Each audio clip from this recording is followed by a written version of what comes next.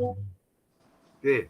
Very good morning, good afternoon, good evening. You are anywhere in the world, or you may be one of the astronauts in ISS orbiting the Earth. Huh? All right. So this is the our monthly what they call APOD presentation, astronomy picture of the day by NASA, by the Astronomical Society of Penang. All right. This is for the month of May. All right. The slight delay. So we are presenting for May, and what they call presenting today is Dr. Jivaraj Nadaraja, our society's member, and me.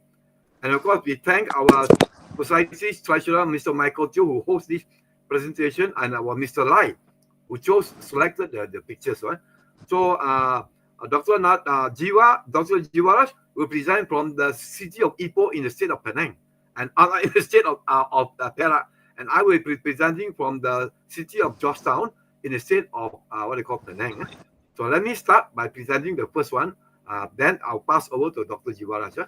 So the first one should be 3rd of May.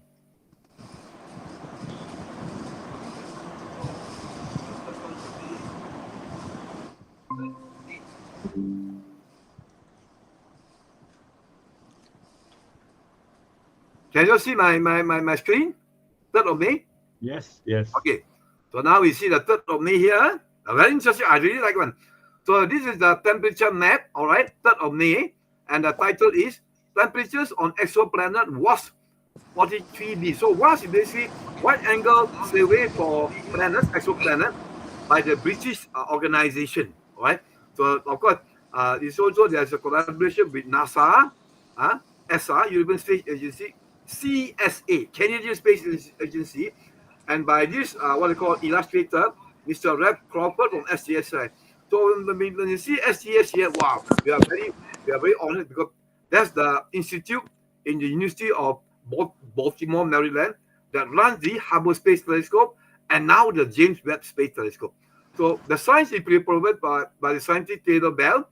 The scientist working in Davie, what they call, which is the Bay Area Environmental Research Institute. Bay Area, we know, is the area of the Bay surrounded by San Francisco and this Oakland. And Jonah Bastow of the Open University, UK, because this is a British project, and Michael Roman from the University of Leicester, which is also a British university. So basically, here we have our what they call exoplanet WASP 43b. But the way they name the exoplanet is the first exoplanet is the B. That means WASP 43 is a star in the constellation of Sextant, right, in the southern hemisphere, and the first planet orbiting it is called D. If there's more than one planet, say there are two planets, then it would be B and C. But this star has only one planet, so it WASP 43, the star in the constellation of Sextant, has this planet B, which is twice the size of the planet Jupiter. So basically, of course, this data taken by James Webb Space Telescope is impossible to actually see the planet. So basically, in the center is the star WASP 48, but then as that exoplanet orbit around the star, you find that it's facing us. So the light from the star hits it and comes to us. And this will come around, so you see the night side. And because the orbital period is only 0.8 days, less than 1 day, very near, much nearer to the distance of Mercury to our own sun. So because it's so near, you have tidal locking coming in, meaning that the same face of the exoplanet is facing the star all the time. So in other words, the period of orbit is 0.8 days, and this face is always facing the what they call the star. That means the part facing the star would be very hot, and the part not facing will be not to say cold, it will still be warm. So the part facing the star is about 2,500 degrees Fahrenheit, and the part that is not facing the star is 1,000 degrees Fahrenheit. Now this shows that there's a very strong atmospheric wind blowing on this exoplanet, so that they can equalize the temperature. All right. So this is it, and what they call this is the image taken by this James Webb, which is of course in infrared, right? So this is by the tidal locking, and the star is actually a K-type star. Remember, it's called stellar astrophysics. We have our what they call HR diagram. So K star is a cool star. Cool star means the surface temperature of the star may be 3,000 or 4,000 degrees Celsius. So it's a K-type star, right? So we hope that James Webb will have more and more data to see maybe some of the exoplanet may have conditions on the surface of, or on the atmosphere of that exoplanet suitable for the existence of life. And they also detected water vapor also on this planet, right? So it's very exciting. Huh? So I pass over to Dr. Jivaraj to present the next picture. Okay, thank you, Dr. Chong. I'll be presenting on report. Let me see now. Yeah.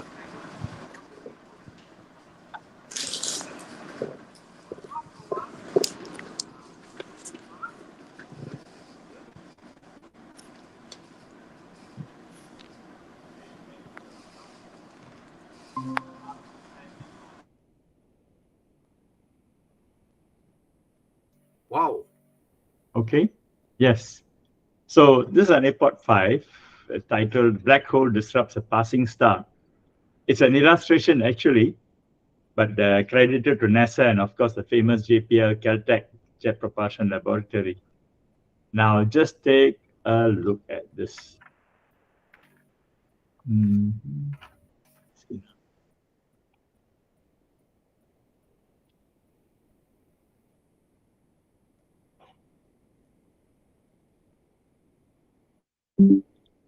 Okay.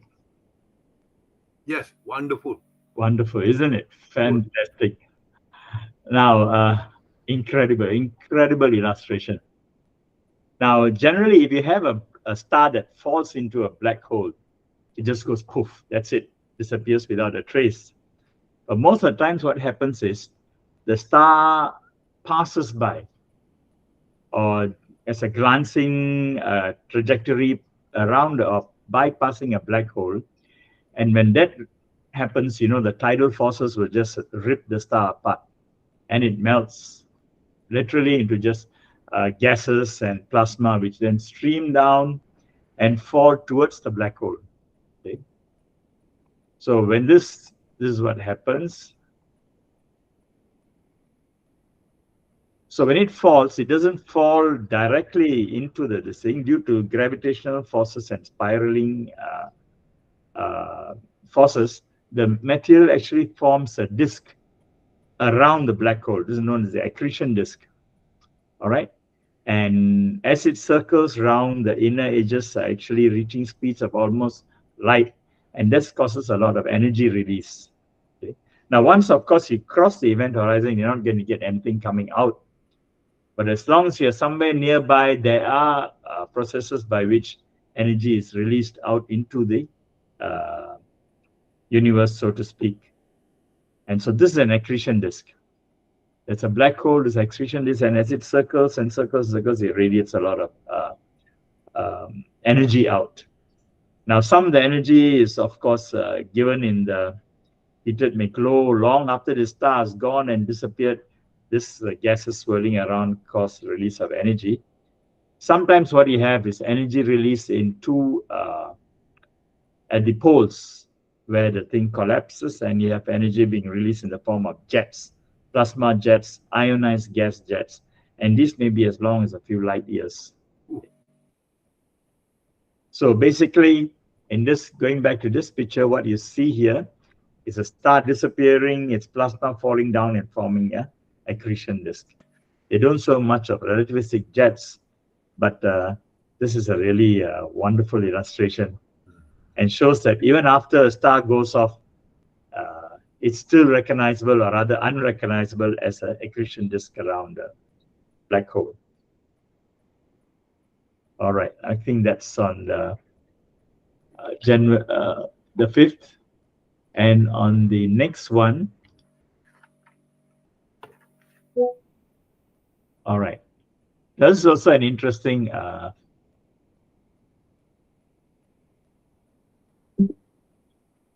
topic.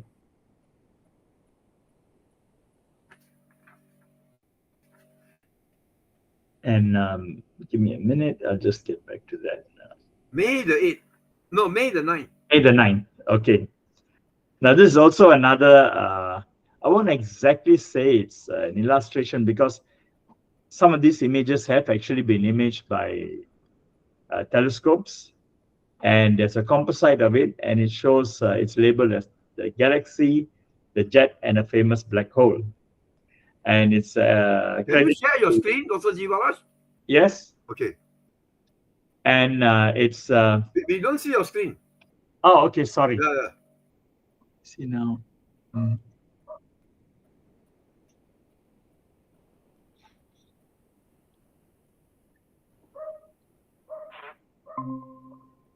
Yes, we can see. Okay. Now, this and is labeled as a galaxy, the jet, and a famous black hole, attributed to again NASA, JPL, Caltech, and this is very, very interesting, the Event Horizon Telescope collaboration. I'll go into that a little bit further on later, I mean a little bit more later on. And these are the three agencies involved in taking or getting this composite. Isn't it? It's fantastic. Now, I'll break it down into this the galaxy. This is the galaxy, actually. And that's the famous jet that comes out. The brighter one is directed towards us. The faint one is directed away. You'll see in my earlier slide, I was talking about jets, relativistic jets from the, as the material falls into the black hole. And this is the black hole. All right.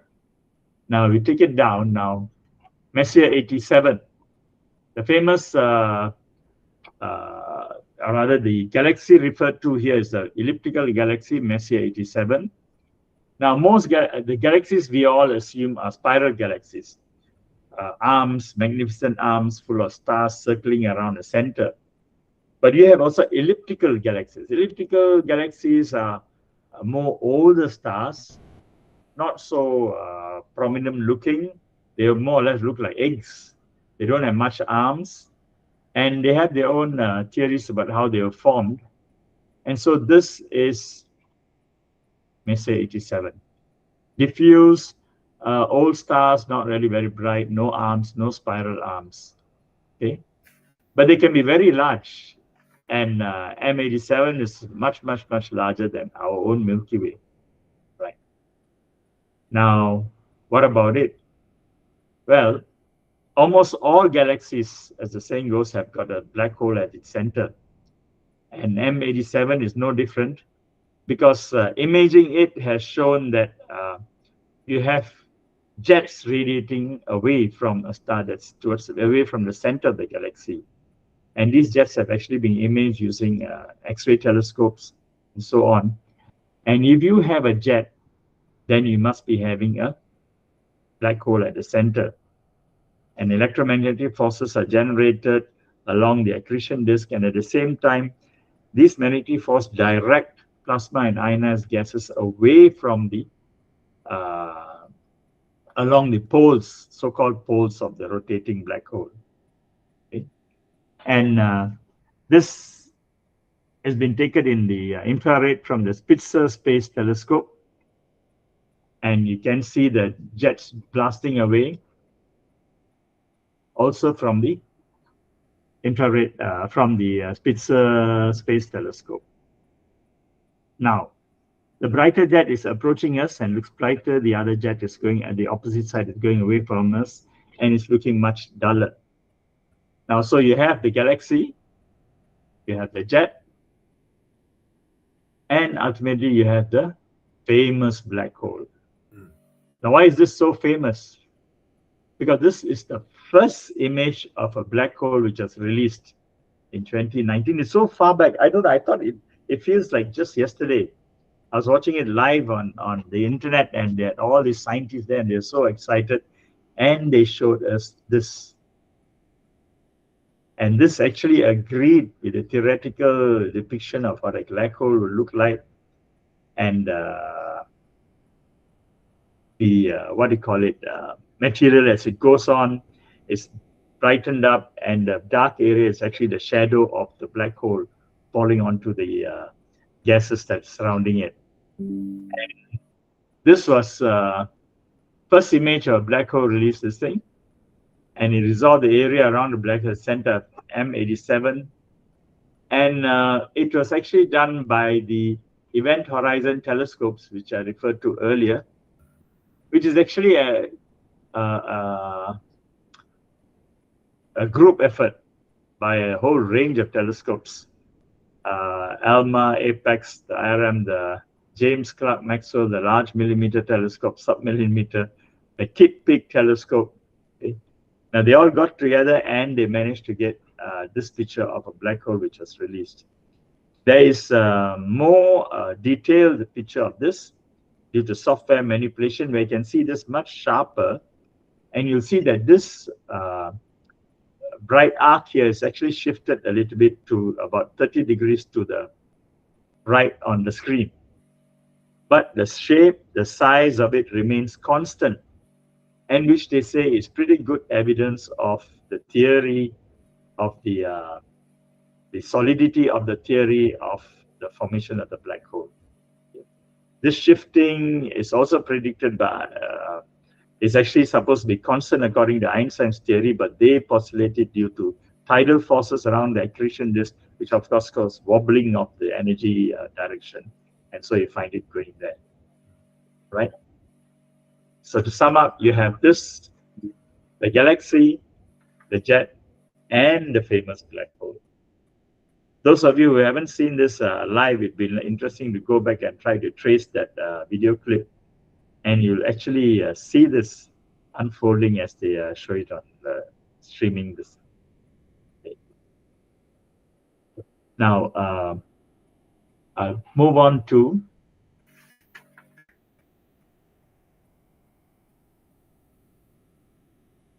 this, which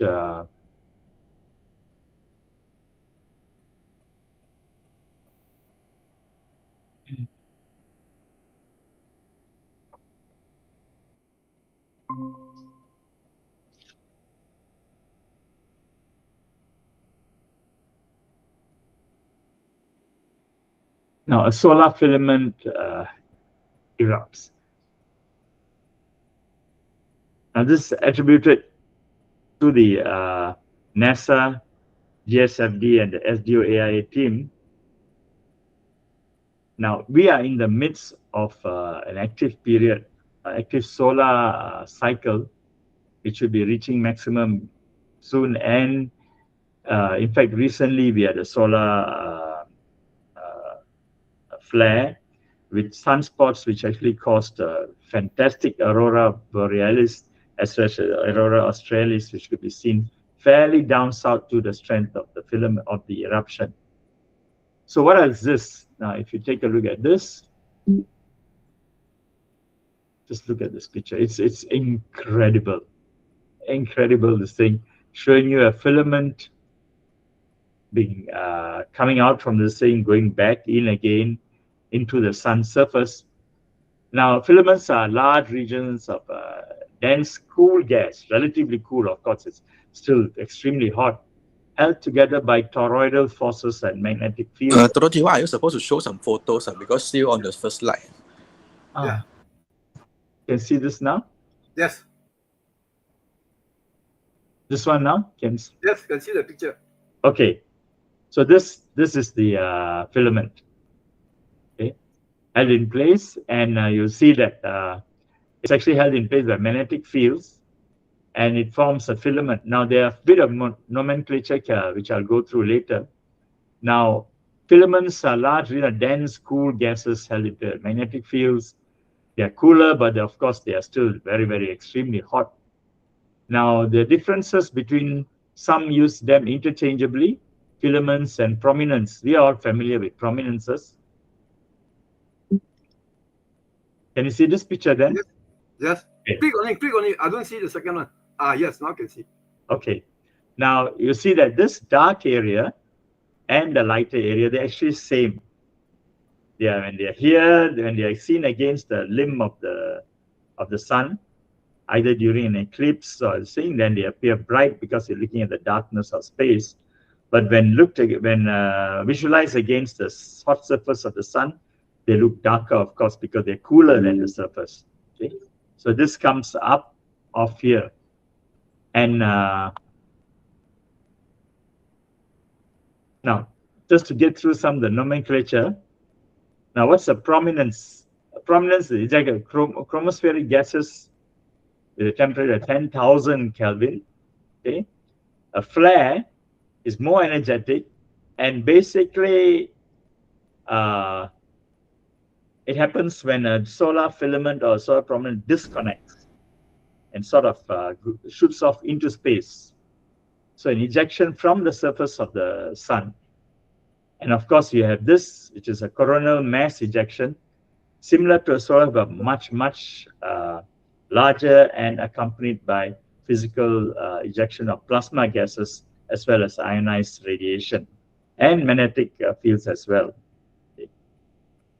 So you have a solar prominence, same as a solar filament.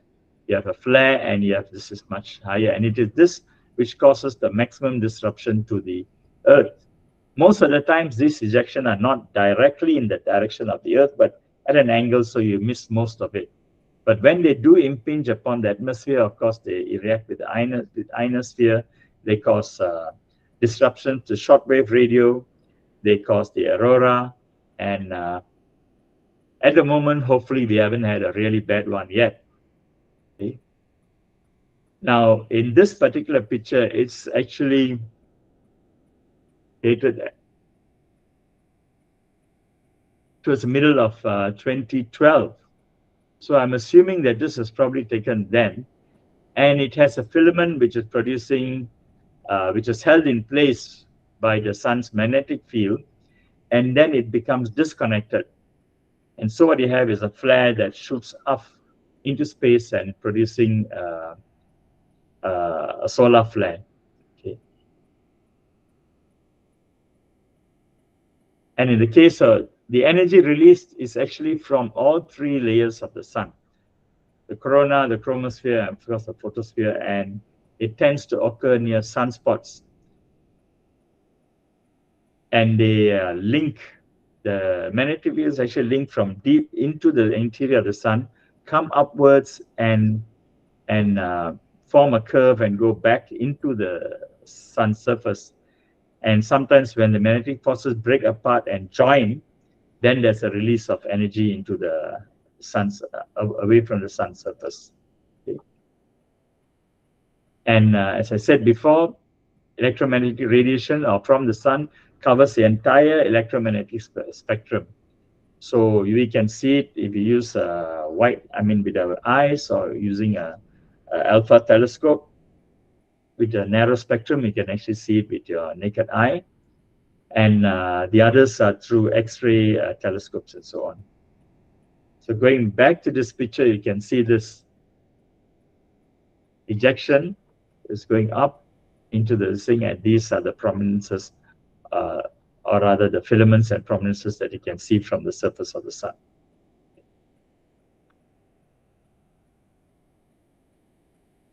Now, my last one would be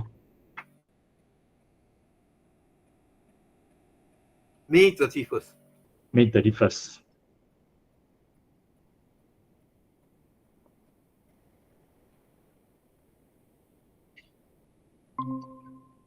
Can see. Okay, now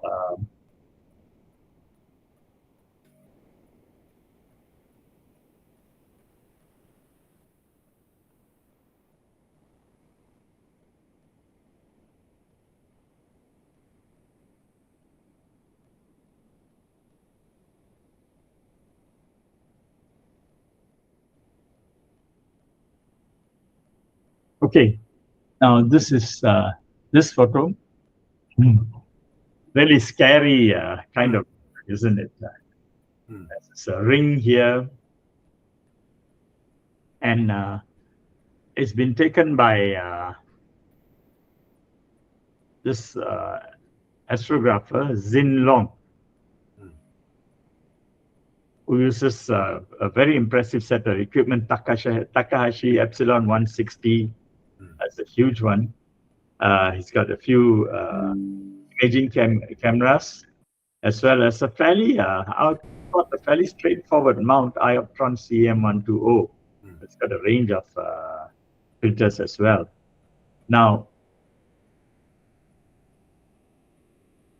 just taken on May 3rd. Sorry, it was presented on May 31st. This thing. Now made with narrowband filters and covers a very wide area as well as the moon in the concept of Cygnus. Now what you see is a high bright edge of ring-like nebula traced by ionized hydrogen and oxygen. And you'll see these radiating fields here with actually concentric rings, almost like a planetary nebula. And this whole thing is produced by this star here, WR134, near the center of the flame. It's a Wolf-Rayet star. Now, it sheds its outer envelopes, getting rid of its hydrogen, going down, exposing to helium, and starts what do you call it, burning the heavy elements, and eventually it's going to end up in a supernova pretty soon. Now, what are these? This is how it was done. And this Wolf-Rayet stars. And now, they are an uncommon type of star. They are very massive, very bright, and extremely hot. Extremely hot. They've initially discovered by two French astronomers, Charles Wolf and George Rayet, right? And very few in the Milky Way, a few hundred in surrounding galaxies. Okay. And they basically are evolved stars. They're not young stars. They've already been there for quite some time. They've blown off the outer core of hydrogen, leaving behind the heavy elements, the core. And they're usually observed with dust production mechanisms, concentric shells, which you will see in this picture, this here. Right. Now, I read up a bit about Wolf-Rayet stars. Last time when I was much younger, form 6 and so on, yes, I did read up about it, but I've forgotten quite a bit. They are very massive stars, high temperature, as I said, and very luminous, and they have extremely powerful solar winds, probably due to the extremity of the nuclear engine that powers them and produces convection currents that radiate out to the surface of the sun and actually blow off quite a bit of their masses in a very short time. So they blow off quite a bit of hydrogen, ending up with helium, and then helium starts fusing, and of course you get the heavier elements because of that. And since they also very much evolved, they are very short lifespan. They're practically towards the end of their life, probably waiting to go supernova pretty soon. Now, why are they important is because one is they fuse and form heavy elements. And when they get blown off, these elements actually go into the interstellar medium and form dust, and actually the background for forming newer stars, which end up with heavier elements. And in the evolution, of course, in the formation of planets, you need heavy elements. You're not going to get planets around young stars or rather young interstellar nurseries. You're going to get hydrogen, helium, but you need this kind of stars to produce heavier elements to seed the interstellar medium so that when stars form, there is a chance for rocky planetoids to form around them. And so the Wolf-Rayet stars are supposed to be important for this because they have a significant impact on their surroundings and they enrich the with heavy elements. So going back again, this is a beautiful, beautiful picture. A frightening looking eye looking at you, and the concentric shells with radiating ionized gas from this star at the center. All right, I think that's all for me now. I try to keep it short so that we can keep within our thing. Okay, then thank you, Dr. Chong. Yeah. Back to you. Yeah. Thank you, Dr. Jivaraj. Please unshare your screen. Okay, sorry. Yeah. Okay. So I'll share my screen. All right.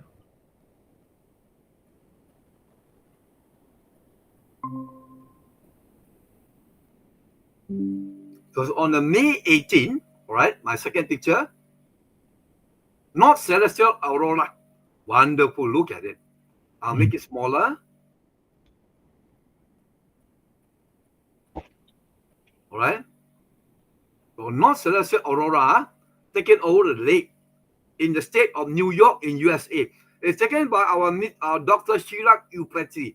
He's actually a kind of scientist, originated from India, who got his PhD from the New York Medical College. Maybe Dr. Jivaraj, you know, neurobiologist. All right, he got his PhD, and now he's working on researching in Columbia University. Okay, both of these universities, of course, are in New York City. Okay, so basically, he went to a place called the Catskill region of New York in a reservoir, and he took a long exposure picture. And you know, so this one, if you look at it, the stars is a star trail of anti-clockwise, right? So this beautiful one, and at the same time, he took it recently, May the 12th. You can see the aurora here, right? And you see right in the center is our Polaris star, and here on the left is of course the moon.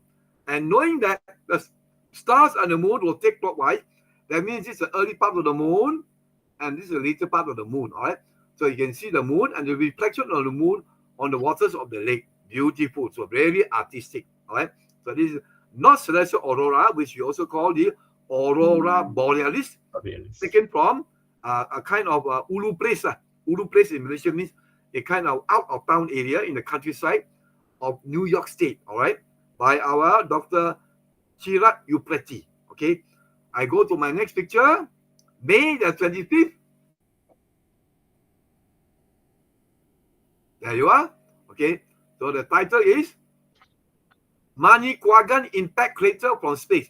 So Dr. Jivaraj, we have discussed this crater for many years, in Penang, a lot of things. So basically, you have the International Space Station Expedition number 59.